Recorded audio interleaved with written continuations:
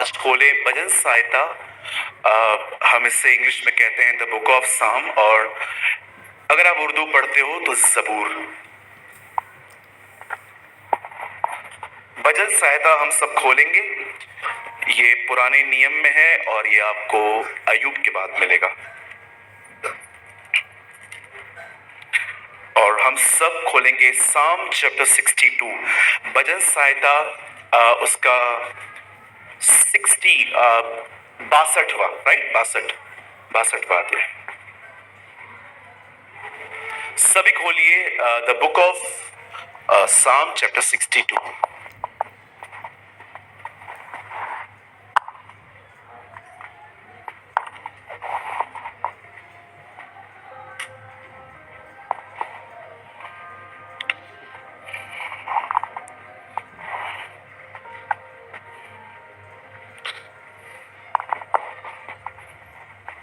मैं आपके लिए एक वचन पढ़ रहा हूं, साम का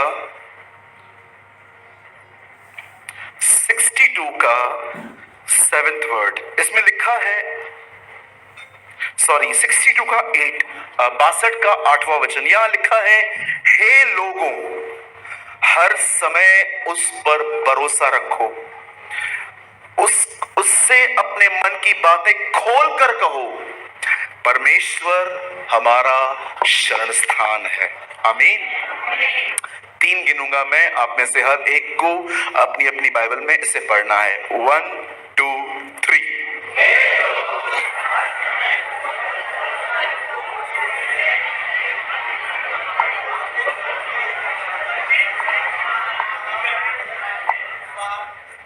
मैं चाहता हूं आप सब बड़े ध्यान दीजिए। मुझे लगता है आज की सभा में आप परमेश्वर के चलन के विषय में सीख पाएंगे और उसके चलन को देखकर आपको भी समझ में आएगा अब मुझे कैसे चलना है। ओके, मैं फिर से कहता हूं, छोटा मैसेज है, बड़ा मैसेज नहीं है ये। बड़े ध्यान से सुनिएगा। और प्लीज बच्चे जितने भी बैठे हैं, कुछ समय के लिए बेटा बात मत करो। ओके, आप सब बहुत प्यारे हो, ठीक है? Good girl, thank you. आइए, मैं चाहता हूं आप ध्यान दें। अब सुनिए, जब आप अपने जीवन में यीशु को अपना प्रभु स्वीकार करते हो तो याद रखिएगा, एक परमेश्वर की दया आपके जीवन पे आती है। वह दया कुछ नहीं देखती आप कौन हो, आप में विश्वास है नहीं है, पर परमेश्वर आपके जीवन में इस कारण आप पे दया करता है क्योंकि आपने उसके बताए हुए रास्ते पर विश्वास किया। इस दुनिया में सबसे बड़ा झूठ ये है कि सब रास्ते वहीं जाते हैं। आप सभी जानते हो, आज बहुतों को हम जब प्रभु यीशु मसीह के बारे में बताते हैं तो लोग हमें कहते हैं, कोई बात नहीं, आप इस रास्ते से, हम उस रास्ते से, सब वहीं मिलने पर हैं। लेकिन बाइबल इस लाइन को सपोर्ट नहीं करती। प्रभु यीशु मसीह ने कहां पर भी ऐसा नहीं कहा, मार्ग, सत्य और जीवन मैं भी हूं और बिना मेरे द्वारा कोई बाप तक नहीं पहुंच पाएगा। Jesus never said like this. प्रभु यीशु मसीह ने साफ कहा, एक ही रास्ता है, मार्ग, सत्य और जीवन मैं भी हूं कि मैं ही हूं, मैं ही हूं और बिना मेरे द्वारा तुम बाप तक नहीं पहुंच सकते। अगर आप में से यहां पर कोई भी इस सवाल के साथ जी रहा है कि ब्रदर आप कहते हो यीशु ही खुदा है, तो मुझे एक सवाल का उत्तर दे दो भाई। आज इतने सालों से हम जिनको मानते आए हैं, क्या वो गलत है? क्या वो भटका रहे हैं हमें? मैं ऐसा नहीं कह रहा। मैं सिर्फ एक चीज आपसे पूछना चाहता हूं जो मैं हर एक से पूछता हूं। मुझे एक चीज का उत्तर हो सके तो इस मीटिंग के बाद अगर आपको लगता है मेरे पास है तो मिलके जाना मुझसे। मैं यहीं पर रहूंगा। सभा के बाद मैं 15 मिनट यहीं पर बैठता हूं। आपको चाहिए आप मुझसे मिलके जाना। मुझे एक जगह बताइए जिसने ये कहा मैं तेरे गुनाहों के लिए मरा। याद रखिए, सबने अच्छी बातें कही हैं, कोई बुराई करना हमें नहीं सिखाता, लेकिन याद रखिए जिंदगी मात्र प्रभु यीशु मसीह ने दी है और किसी ने नहीं दी। और अगर आप ये बात नहीं जानते हैं कि उसकी मौत परमेश्वर ने क्यों स्वीकार की है, अगर आप ये जानना चाहते हो क्या साइन है कि यीशु ने हमारे गुनाह उठाए, ये बात हम कैसे मान लें? याद रखिए, उसका बलिदान स्वीकार किया गया खुदा के सामने। उसका चिन्ह यह है कि परमेश्वर ने उसे मुर्दों में से जिलाया। पुनरुत्थान ने सुसमाचार को सामर्थी बना दिया। इसीलिए आप बाइबल में कहां नहीं पढ़ोगे कि वो ये कहें कि हम उसकी मृत्यु के गवाह हैं। हर एक ने कहा हम उसके पुनरुत्थान के गवाह हैं। We are the witness of his resurrection।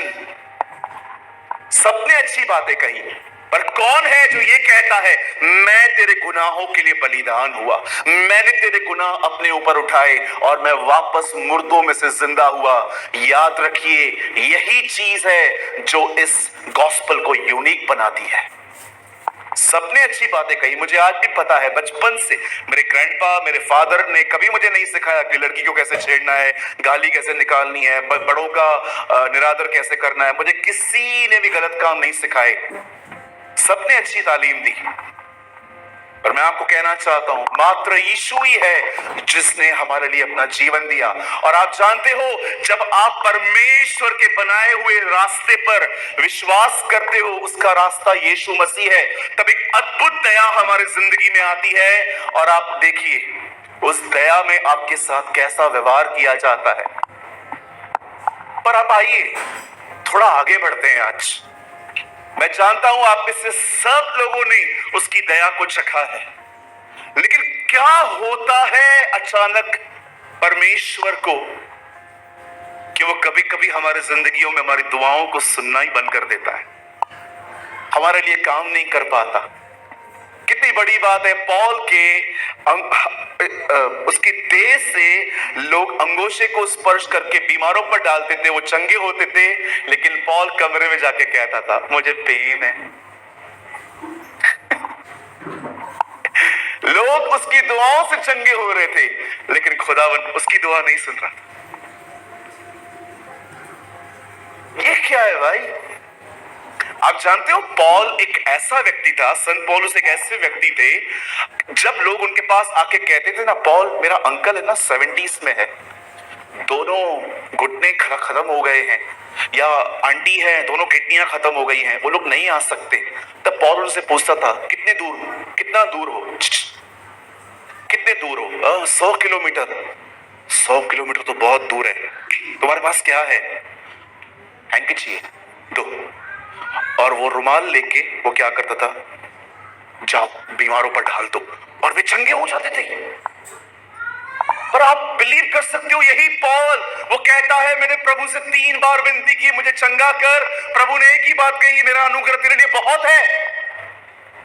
ये क्या है पौल, आप मुर्दों को जिंदा करते हो लेकिन आप खुद तकलीफ में हो। बहुत लोग ये अनुभव करते हैं, आप दूसरों को काउंसलिंग देते हो, वो आजाद हो जाता है, दूसरों के लिए दुआ करते हो, वो ठीक हो जाते हैं। आपके खुद के आपने दूसरों को सुसमाचार बताया, वो आ गए, आपका परिवार नहीं आता। क्यों ऐसा होता है? शुरुआत के दिनों में हम परमेश्वर के पास जब आते हैं तो आप जानते हो परमेश्वर हमारे ऊपर एक कृपा करता है, एक दया करता है, लेकिन एक समय ऐसा आ जाता है जब हमें लगता है वो शांत है। ये ऐसा समय आ जाता है, उस बहन को हम याद करते हैं जो बहुत दूर दूर से पुकार रही थी मेरी बेटी को ठीक कर ठीक कर ठीक कर, आखिर तक वो नहीं सुना। उसके बाद चेलों ने आके कहा इसके लिए कुछ कर। तब उसने कहा बच्चों की रोटी कुत्तों के आगे नहीं डालते। मैं आप में से हर एक को कुछ समझाना चाहता हूं आज, और मैं बिलीव करता हूं एक भेद है, दिस इज अ मिस्ट्री, कि परमेश्वर कई बार आपकी जिंदगियों के कुछ हिस्सों को स्पर्श क्यों नहीं करता। आप जानते हो एक ऐसा समय आता है जब परमेश्वर आपको अपनी दया दिखाता है, लेकिन एक समय ऐसा भी आता है जब परमेश्वर आप में विश्वास देखना चाहता है। बहुत आसान है उस समय प्रभु की आराधना करना जब आपके जीवन में सब कुछ ठीक है। बहुत आसान है उसको धन्यवाद देना जब आपकी जिंदगियों में कोई प्रॉब्लम नहीं है। आज से बहुत साल पहले मैंने बाइबल का एक अध्ययन किया और मैंने एक वर्ड पे कई महीनों तक अध्ययन किया और वो वर्ड था दौड़ना, रन।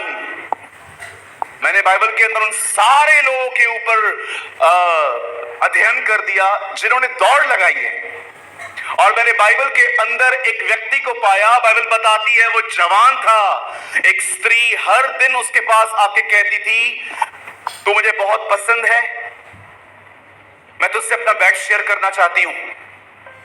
लेकिन ये लड़का हमेशा इन बातों को सुन के उसे डिनाई करता था। एक दिन ऐसा आया जब घर में कोई नहीं था, वचन कहता है उसने उसकी शर्ट को पकड़ा और बाइबल मुकद्दस कहती है वो वहां से भाग गया। ये बाइबल की एक दौड़ थी।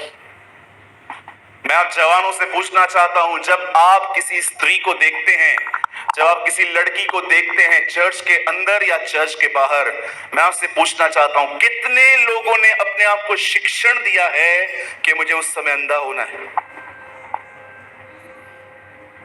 कई बार हम घर तक छोड़ के आते हैं उसे, जब तक वो नहीं जाती तब तक हम नहीं जाते। वो एकदम घर तक छोड़ के आएंगे एकदम। ओके, मैंने देखा क्या आपने यूसुफ के जीवन में ये सीखा? कई भाई लोग कहते हैं भैया मुझसे व्यभिचार होता है। भाई यहां देख ले, जब तक तू लड़की से बात करना बंद नहीं करेगा, ये मेरा वर्ड याद रखना, सर्वशक्तिमान परमेश्वर भी तुझे व्यभिचार से नहीं छुड़ा पाएगा। क्योंकि तू एक तरफ खुदा को पुकार रहा है और दूसरी तरफ तूने शैतान के दरवाजे खोल के रखे। पहले दरवाजा बंद कर, फिर उससे छुड़ा, फिर उससे पुकार। मैं चाहता हूं एक सेकंड के लिए, भाई आप आइए तो एक मिनट। हाँ, आप चश्मा साफ कर रहे थे, आइए एक मिनट।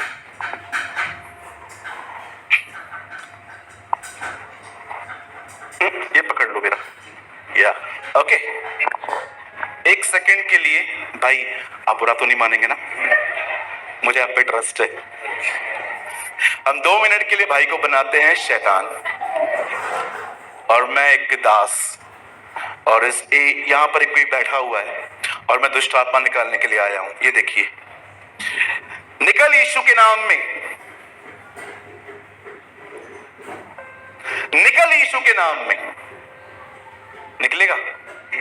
क्यों? साथ में पकड़ के रखा है इसको, और 2 मिनट के बाद अगर नहीं निकलेगा ना, निकल, दुष्ट आत्मा बोलेगी तू निकल कर, चल भाग इधर, मुझे निकालने आया, मुझे अंदर रख के मुझे निकाल के आया। आपको पता है बहुतों ने शैतान का ऐसे हाथ पकड़ के शैतान को निकालने की कोशिश करते। मुझे एक बात बताइए, यहीं पर रुकना भाई, आप पे बहुत काम है मुझे।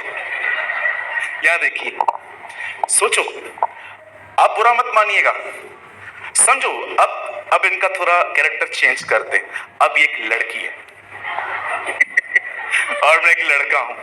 ओके, हम रोज बात करते हैं, हेलो जानू, लिसन लिसन लिसन, हेलो जानू, जानू कैसे हो? He is such a sweetheart. यार मैंने सही बंदे को बुलाया। चलो थोड़ा और बातचीत करेंगे, ठीक है? थोड़ा और। जानू आप कैसे हो? मस्त। अब सुनिए सुनिए सुनिए सुनिए, क्या हो गया? आपको पता है बहनों का बात करना थोड़ा स्वीट होता है। द बाइबल से स्त्री के चाल में चंचलता है जिसे वो आप नहीं जानती। अब देखो, इनने बड़े प्रेम से मुझे बात की, अब मैं रात को सोऊंगा आप मुझे ख्याल आएंगे।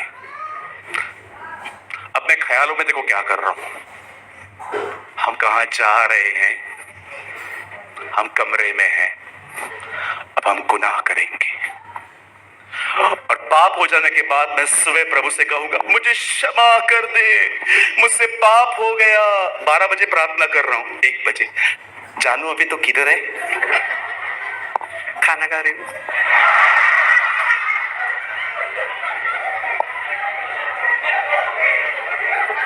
जानू तो खाना भी खाती है।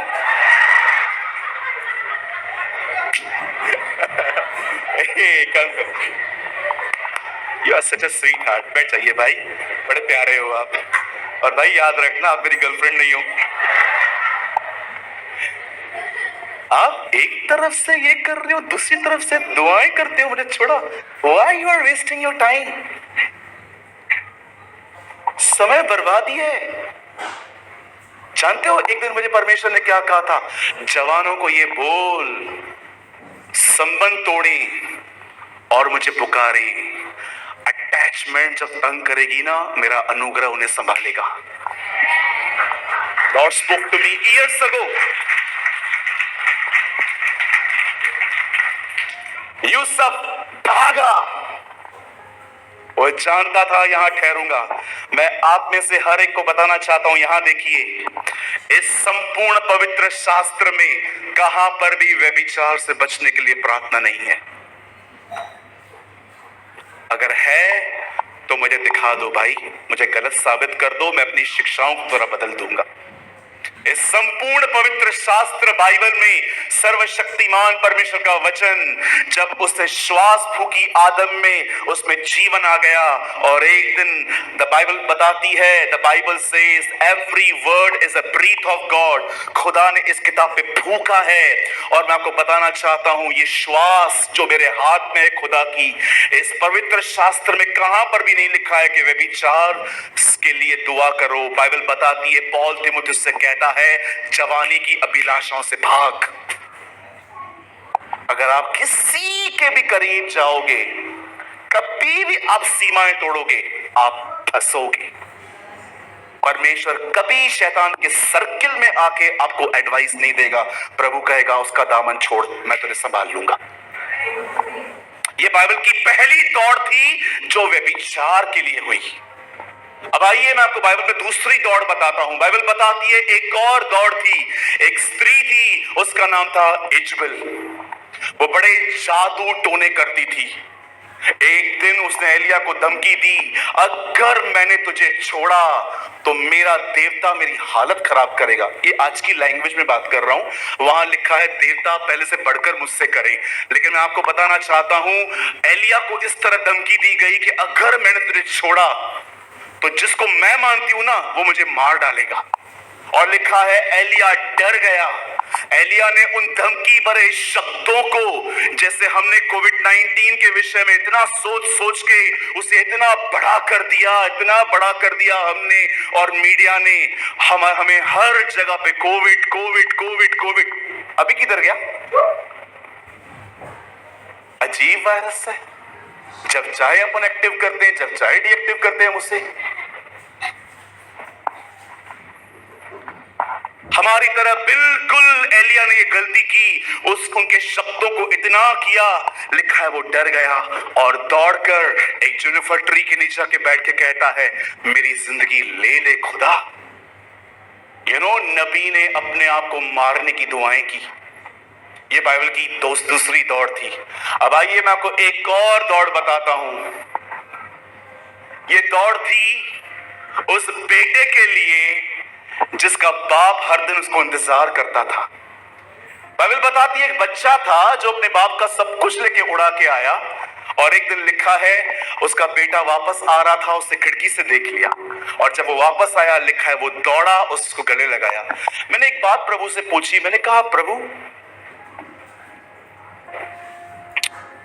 ये जब आ रहा था तब आप खिड़की पे खड़े थे और वो आपको दिख गया, ये बात क्या है? तब मुझे परमेश्वर ने कहा, मैं हर दिन खिड़की पे आता था उसे देखने के लिए, हर दिन के आज लौटेगा, आज लौटेगा, आज लौटेगा। और जैसे उसने देखा वो दौड़ा, लिखा है बाप दौड़ा, लिखा है पुत्र चल रहा था, पिता दौड़ रहा था। ये तीनों दौड़ तो मैंने आपको बता दी। अब आइए मैं बाइबल की आपको एक अंतिम और लास्ट दौड़ बताता हूं, और मेरी परमेश्वर से प्रार्थना है इस दौड़ में हम शामिल हो। जो अब मैं आपको बताऊंगा, सुनिए, बड़े ध्यान से सुनिए। इस बच्चे को पीछे बिठा देना, आगे मत भेजना। नहीं एक्चुअली मुझे डिस्टर्ब हो जाएगा, वो बुरा नहीं है बेचारा। सुनिए, बाइबल बताती है आज से बहुत साल पहले जब मनुष्य पूरी तरह से भटक गए थे, जैसे आज भी आप देखते रहेंगे लोग गुनाह में एंजॉय कर रहे हैं, उन दिनों में परमेश्वर ने एक न्यू मूवमेंट स्टार्ट की, उद्धार की, और परमेश्वर ने एक व्यक्ति का चुनाव किया। His name was Ibrahim. उसका नाम इब्राहिम बाद में पड़ा, उसका पहला नाम इब्राहिम था।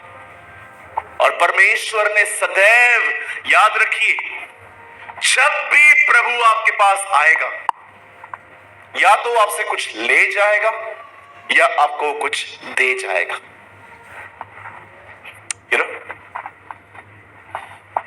परमेश्वर के वचन में लिखा है, प्रभु प्रतिज्ञाओं के साथ आया, मैं तुझे ये दे दूंगा, मैं तुझे घर दूंगा, मैं तुझे लैंड दूंगा, मैं तुझे ये दूंगा।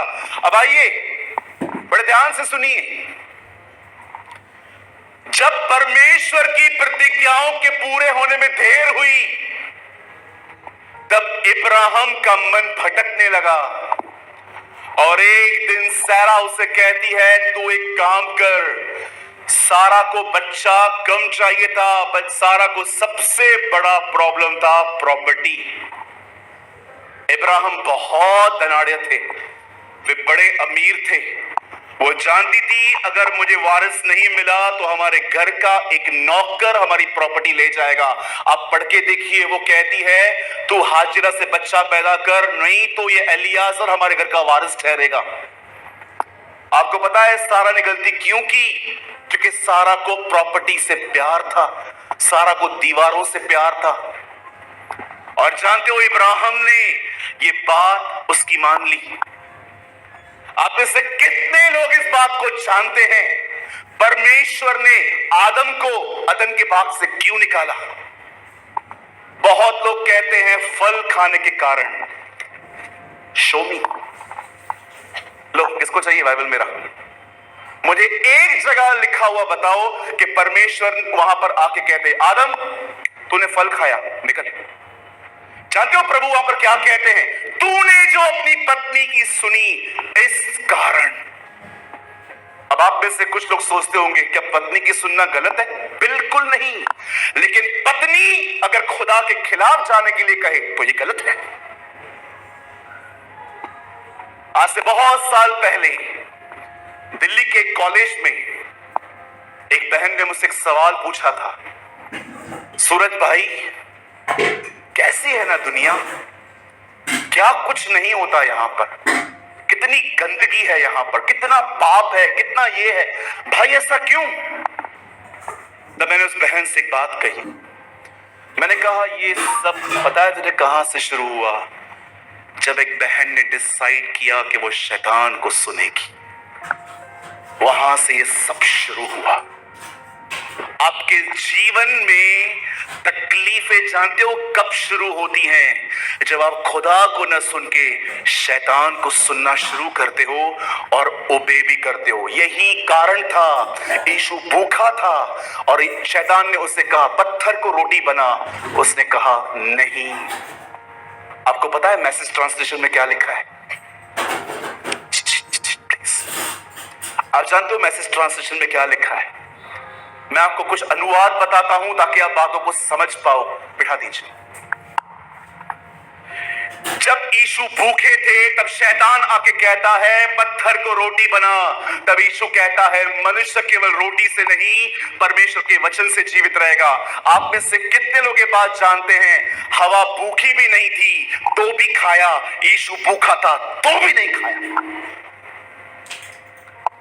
जीसस का टेम्पटेशन यहां से था, हवा का टेम्पटेशन माइंड में था। उसे तो भूख भी नहीं लगी थी, उसे फिर भी खाया। यीशु भूखा था फिर भी नहीं खाया। क्यों? जानते हो मैसेज ट्रांसलेशन में क्या लिखा है? मैं आपको ट्रांसलेट करके बताता हूं हिंदी में। वहां ऐसा लिखा है, शैतान मैं नहीं करूंगा, मैं पत्थर को रोटी नहीं बनाऊंगा। क्यों? क्योंकि ये बात मैंने बाप से नहीं सुनी है। हाय गॉड, आगे चल के 5000 लोगों के लिए खाना बनाता है पर अपने लिए रोटी नहीं बनाता। एक अनुवाद में लिखा है मैं नहीं बनाऊंगा। उसका कारण जानते क्यों है? क्योंकि आज्ञा तेरी तरफ से आ रही है, मेरे बाप की तरफ से नहीं।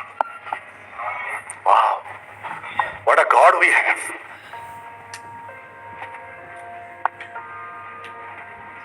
आप जानते हैं सारा ने अपने पति को क्या आज्ञा दी? मैं हैरान था, पत्नी पति को ऐसे आज्ञा दे सकती है, सलाह दे सकती है? सुन, ये जितनी प्रॉपर्टी है ना कोई और ले जाएगा, इससे अच्छा एक बच्चा तो पैदा कर, किसी से भी पैदा कर। ये देख, ये हमारी मिस्री दासी है हैगर, जा उसके साथ जा।